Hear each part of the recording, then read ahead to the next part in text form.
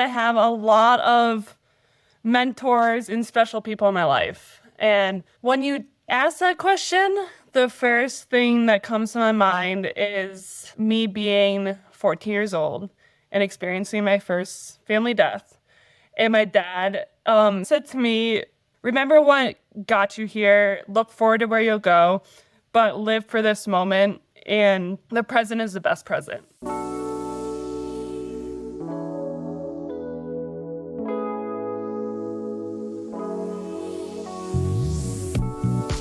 Awesome. Allison, welcome to the show. Thank you. It's great to be here. I love quotes, and so I love following you on Instagram. Oh, you're very sweet. The honor is all mine. For everyone listening and tuning in, I am here with Allison Schmitt. She is, I don't even know where to start with this, a 4-time Olympian swimmer for Team USA. She has 10 medals, 4 of which are gold, 3 silver, 3 bronze. You set an Olympic world record for the 200-meter freestyle finals at the Olympic Games in London. Just wildly accomplished. And she is the prime age of 33. So you're amazing. Thank you. I appreciate that. I'm so excited to be chatting with you today. I just gave a little rundown, but I love hearing in people's own words. What do you introduce yourself as when you're at a party? People ask you what you do. What do you say?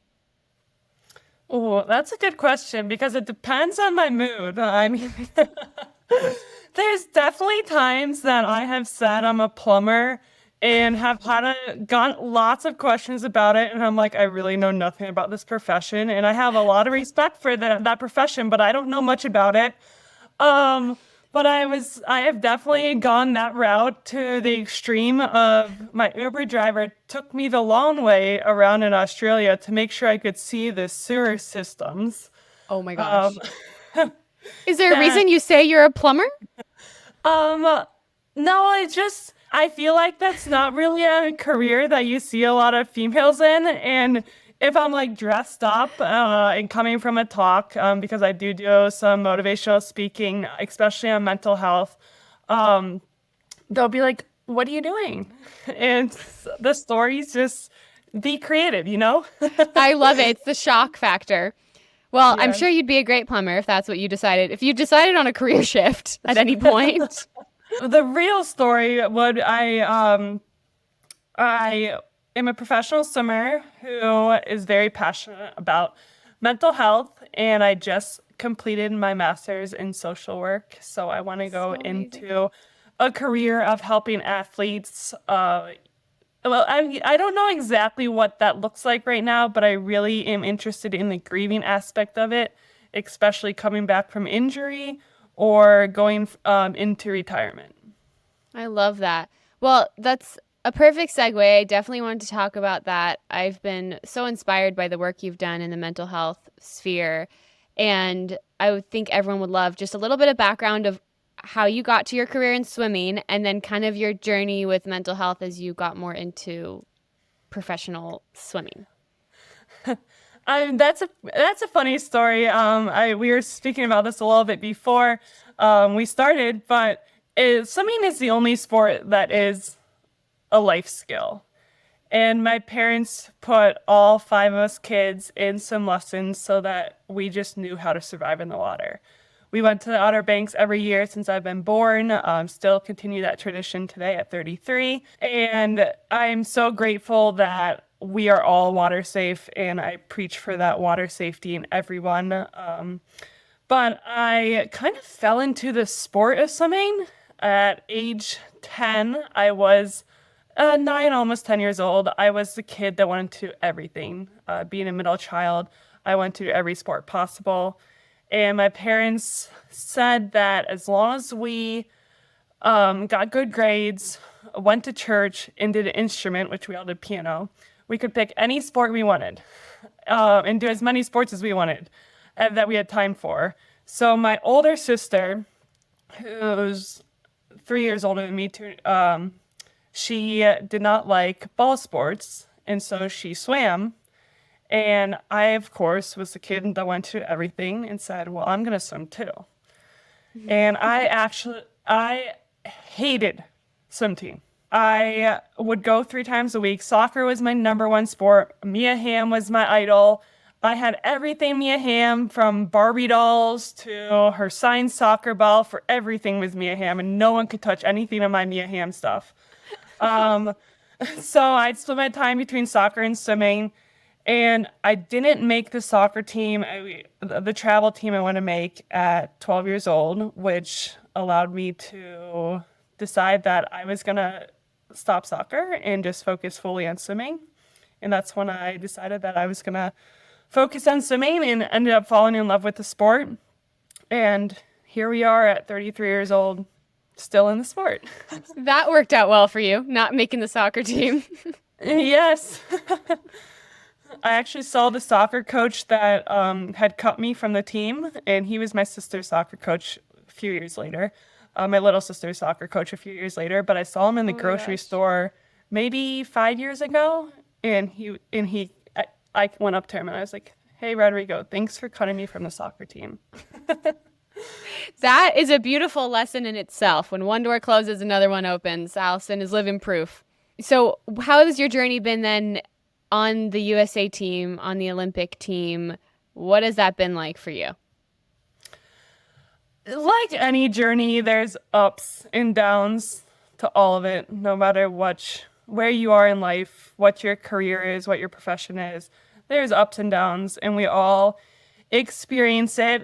It's funny being an athlete because they show the highlights on the TV, especially during the Olympics, without the true background of what got you there and the hard work, the early mornings, the tears, the late nights. All of that is definitely rolled into one. And standing on top of that podium, I'm gonna like have tears right now thinking about it, because there's nothing that you can compare it to.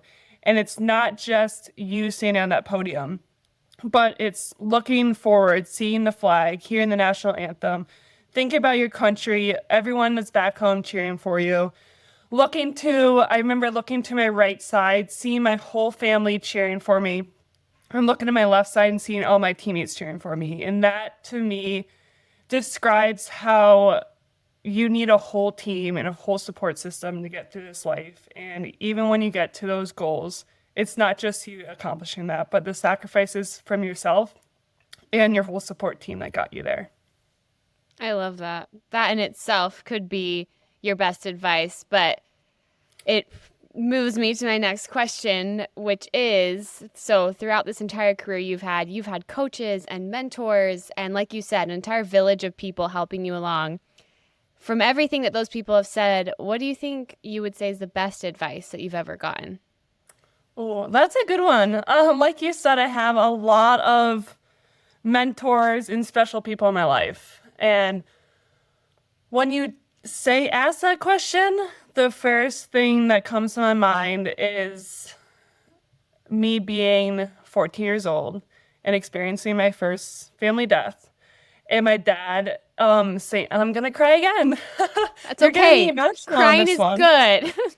I know, releasing all those, right? Yeah, it's good for you. But I remember I'm a very emotional and sensitive person, which I used to be embarrassed about, but now I see it as a superpower. I'm with you but there. Thank you. Thank you. Yep, Yes, I you're used not to alone. hate crying. Now I cry at everything, and I am okay with it. But my dad said to me, remember what got you here, look forward to where you'll go, but live for this moment, and the present is the best present. And I don't think I understood it at all when he said it, but it made me understand that live for this moment and understand that these are memories you're creating, and be present in this moment, and don't think about everything you had or everything that you will have, but live for this moment, because you'll never get this moment back. And that really resonated with me as a kid and still as an adult, which I guess kind of like, I hope this is okay, but I have another huge piece of advice that quote Share led all me of it. to. Yes, we want to hear it all. But now as an adult, it's listening to my heart. And like I said, being okay with those tears and understanding that you are going to have those highs in life and those lows in life, and celebrate those highs and live in those lows, because they'll teach you something. You'll learn some lesson from them, but only give yourself 5 minutes in the pity party of the lows and 5 minutes in the huge celebrations, and then ground yourself again and be in that present moment and live for what that present moment is. I love that. That's beautiful. I So you talked about being a sensitive person. I too am highly sensitive, and I feel like that would have been, luckily the universe did not make me good at any sport. So I never had to deal with that. But you are in a high stress, high pressure environment. Has that been really difficult for you, being such a sensitive person and having to deal with, like you said, extreme highs, extreme lows, and extreme pressure? Yes and no. I live for that adrenaline. I live for those highs, which really helps you. And I really live for my teammates, because even in those times that you have a low race, or you don't get your best time, or you're not having a great meet, you have trained with these teammates and understood the work that they put in. And I feel like in those moments, I'm more excited for their successes and for cheering them on than I am for my own races. Oh, And that's so, beautiful. like I said earlier, I think that being sensitive and highly in tune to myself is now a superpower, and I'm very grateful for it.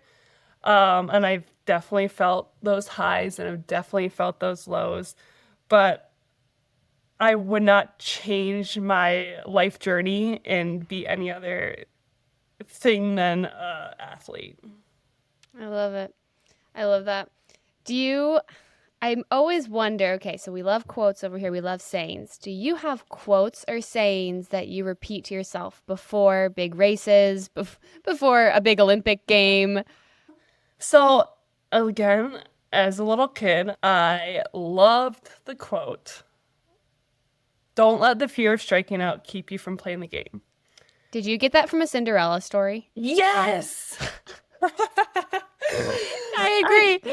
That has stuck with me. Thank you, Hillary Duff. Yes, thank you. Lizzie McGuire was life. Yes, it was.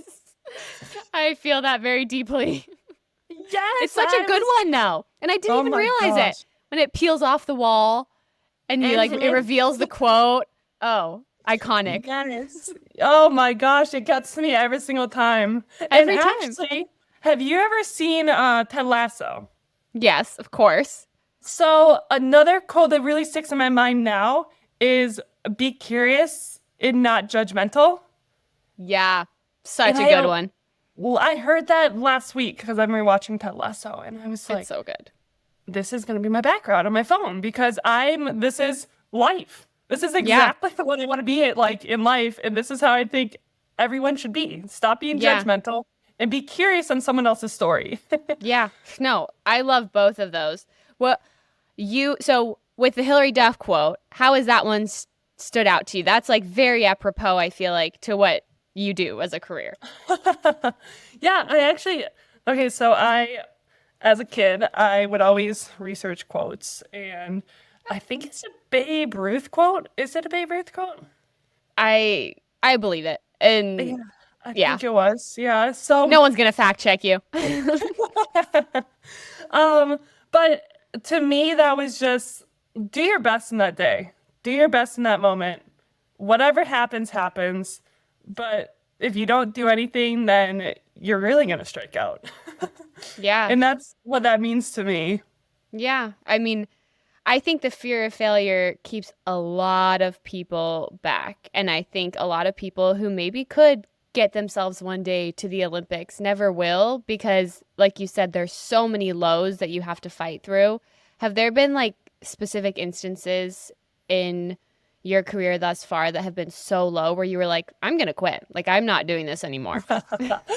Oh my gosh, I can't help but laugh, because I feel like that happened so very often, especially my professional career. It's hard. It's hard to think about all the sacrifices you make. I was at a swim meet for my high school prom. I was at a camp for my high school graduation. There was a lot of different aspects, especially now looking at social media and seeing what everyone else your age is doing and what you're doing is different. Yeah. And to really like comprehend that and understand that, yeah, I guess compare yourself and say, I'm not doing that. That looks so cool. That looks so fun. But not being able to realize that everyone is looking at your life like, wow, that's so cool. I've never even could imagine what that life was like.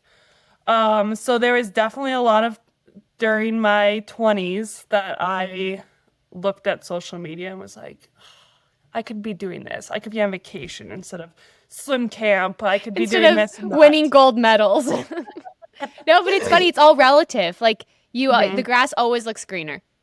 Yes, yes. Yeah. And yeah, so I definitely had to use my support system a lot. I mean, and even like I said, those times when you're pushing, I mean, it's not just a 40-hour work week. It Yeah. is 24/7 job and having to go to bed on time, eat the right stuff, recover, go to practice, and give it your best every single time. It can get really grueling. And Yeah. like we've talked about this whole time, I've had to lean on my support system many, many, many times throughout my career, and they have helped inspire me and continue to push me and help me dust off the fog in my eyes to Yeah. see my goals more clear. Yeah. I don't think that could ever be underestimated. Was there was there a specific race or a specific maybe Olympic game where you just remember struggling so much, and I'm clearly you're here now, you're doing great. You clearly pulled yourself out of that, and how did you do that? Oh gosh, I could go on and on. I'm trying to think of one specifically. I guess the first thing that comes to my mind of Olympics and a struggle is the 400 freestyle in 2012. And I got silver, I got a best time, I got an American record, everything seemed great. But why that comes to my mind is because I remember thinking at the 3:25, so I had a lap and a half left of the race. And I was like, oh my God, I'm dying. Like, what am I doing? And all I could think about at that moment was this was in 2012, so August of 2012. My aunt had passed away a month before, and the last thing she had said to me was how she was going to pull me. She would be watching me at the Olympics. She knew she wasn't going to make it. She'd be watching me at the Olympics from above. Oh, I'm going to cry now. Oh gosh, you're gonna make me cry. um, and I remember it was a split second of thinking, oh my God, this is such a painful race, to thinking, oh, I only have a 75 left, and Aunt Caroline can help pull me through this. And I specifically remember thinking that, and it was a split second to be able to change that mindset from thinking, I'm dying, my body hurts, this sucks, to being like, this is amazing. I'm almost done with this. I'm racing for a gold medal here, and we're more than 75% done with this race. That's amazing. That kind of mental toughness, as my husband would call it, mental toughness is, though, I think a very key attribute to a lot of athletes like you who achieve such amazing things, because when it does get hard like that, where most people would give up, you find those ways to keep going. And that's incredible. That's inspiring in so many ways. Thank you. I definitely think it's adaptability, and Yeah. I've heard to learn a lot, especially with swimming. And it's so much easier with flying now because if there's a delay, it's like, okay, cool, there's a delay. 3-hour delay, cool, let me go figure out something. Yeah. But it has helped a lot with adapting and shifting your mindset. Oh, I'm sure. I'm sure. So you're talking about your village. One of those people, I know Michael Phelps is someone that you've trained a lot with. He clearly has achieved a lot as an athlete as well, has had a lot of experience. Has he ever shared a piece of advice with you that has stuck really hard? Gosh, I mean, he's like a brother to me, and he has been there for basically my whole entire career. Or he has been there for my whole career, ever since I was in high school in Michigan, and we started training together. And he took me under his wing, and here we are, still going at it today. I mean, he's family to me, and his family, I mean, means the world to me. We're just one big non-blood related family, I guess. The best kind of family. Yes. But I think the biggest attribute and the coolest part about the friendship is he's always there, but never pushing anything on me. And that takes me back to 2015. He had gone through legal trouble, had gone through his own mental health. I guess this was 2014. I think 2014. Gone through his own mental health struggles, and he noticed that I was struggling. And instead of pushing me to answer any of these questions, instead of nagging me, he just told me he was there for me. And I remember him so calmly saying to me at one point, "Hey, Schmitty, what's going on? Is there something I can help with, or is there somewhere that can I get you help?" And that was the first time I admitted that I needed help, and I broke down at that moment. It was like, yeah, I do need help. I don't know what that looks like, but yes, I do need help. And that compassion and authenticity really stuck out to me, like, holy crap, I'm not going through this alone. Other people are noticing this. He just went through his struggles and has made it through. And so I can do this too. That's beautiful. Could you tell us a little, if you feel comfortable, could you talk a little bit more about your journey with mental health and the resources that have helped you? I'm smiling hearing that question. There's definitely ups and downs, and I'm currently in therapy, and I actually love my therapist. I do equine therapy right now, and we have explored so much. And I have not finished a book, The Body Keeps a Score, but I started reading it because recently in one of my sessions, I was talking about things that had happened previously in sport. And when I was driving home, I had rashes on parts of my body. And I was like, maybe I'm allergic to something. It kind of looks like hives. Like, oh, let me check it out. And it looked like hives, but it wasn't raised. And so I took a picture and I sent it to my therapist, and she said, like, you went through a lot today. Like, that could be a release from what you're going through. And I had never experienced that. I've been in therapy for the past 8 years, and I've never experienced that, never really believed that. But to see it was life-changing. And I am even more of an advocate to continue going to therapy. And I had to make myself a promise with this therapist that I'm going to continue going even when I feel great, because I know I always get to the same spot and then it's down spirals again. I think that I'm okay and it down spirals. And so I stand by having a therapist, even in the great times, has helped me tremendously. And I'm smiling because I can't even get the words out of how much of a tool it has been for me. And to continue with this tool to, I guess, sharpen my toolbox. Yeah, I think that is a great point. A great piece of advice for people dealing with mental health is that if you find something that works, stick with it. And I feel like a lot of people get to the point where like, well, I feel okay right now, so I'm just going to stop with therapy. I'm going to stop with my mindfulness, meditation, and then it spirals again. So it's being consistent throughout your life, because just because you're at a high doesn't mean you're not going to get to a low sometime. Yes, exactly. And being female, hormones play a huge role in that part. And so Absolutely. understanding that and understanding hormones here can be feel great for a week, and then the next week you're just in the dumps. And so Oh, yeah, understanding that is a huge part of healing as well. absolutely. Absolutely. I would also think people would love to know this. Don't want to take up too much of your time. So this can be our last question, but what advice do you have to people out there who feel like, I mean, you've won gold medals. You have achieved things that most people can't even dream of.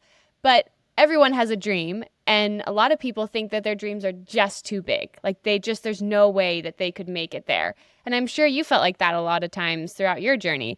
What advice do you have to those people that would help them be inspired to keep going? Find your passion and keep going through that. Keep going towards that.